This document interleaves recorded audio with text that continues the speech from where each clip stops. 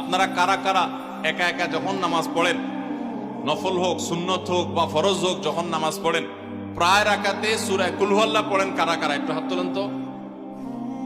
আচ্ছা, হাত নামান। খুশি হয়ে হাত তুলছেন, মনে করছেন প্রশংসা পাবেন। প্রশংসা না, বরং একটা বদনাম পাওয়ার ভয় আছে। সূরা ইখলাস, এটাকে আমরা সাধারণত কুল হুয়াল্লাহ সূরা বলি, তাই না? ইখলাস মানেটা কি? আমরা যেহেতু এই সূরাগুলো নামাজের মধ্যে সবচেয়ে বেশি পাঠ করি, ঠিক না বেঠিক?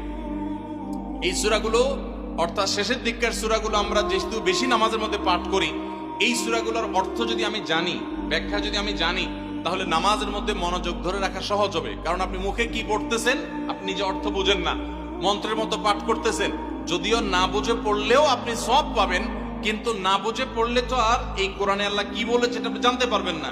না জানলে সে অনুযায়ী আপনি আমলও করতে পারবেন না। এই জন্য আমাদেরকে বুঝতে হবে। এই জন্য সূরা